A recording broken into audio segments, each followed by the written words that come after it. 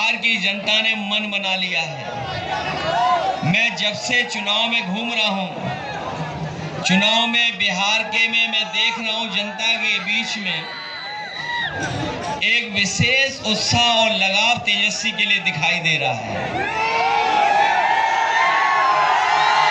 इतना समर्थन और हर वर्ग के लोग दे रहे हैं जिसकी कभी भारतीय जनता पार्टी और उनके सहयोगी दलों ने भी कल्पना नहीं की होगी।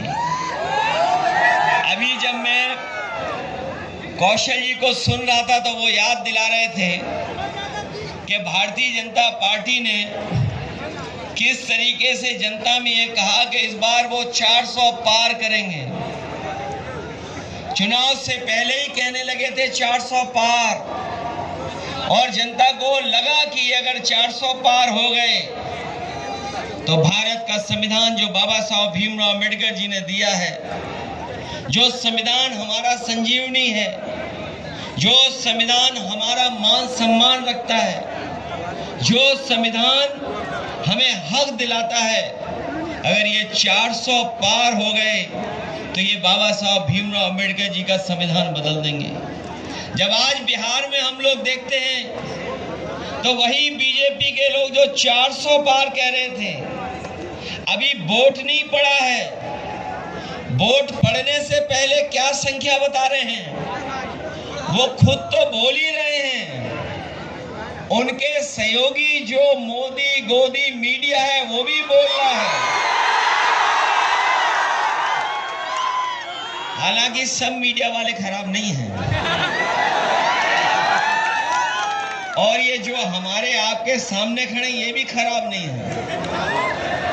इनके तार जहां से जुड़े हुए हैं, हेड ऑफिस के पीछे जो तार जुड़े हुए हैं वो ज्यादा खराब है।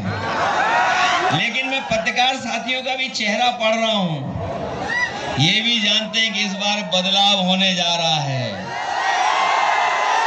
ये जो 400 पार कह रहे थे, यूपी की जनता ने उन्हें ढेर कर दिया इस बार,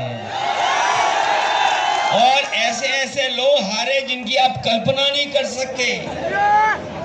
ये बीजेपी के लोग कहते हैं वैकेंसी नहीं है 2047 तक।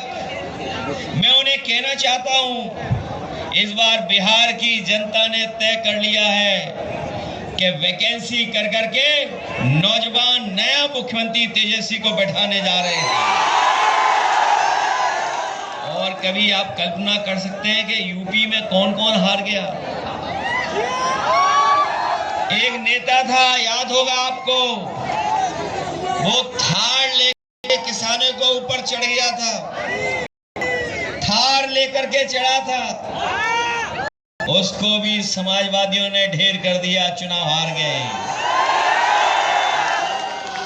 एक हमारे साथ सांसद के बैठे हैं रामबुहाल जी, पूर्व मंत्री,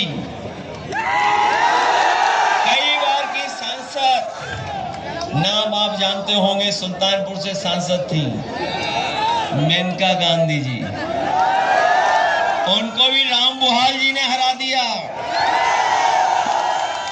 और जो लोग कह रहे थे 400 पार, वो अयोध्या भी नहीं बचा पाए।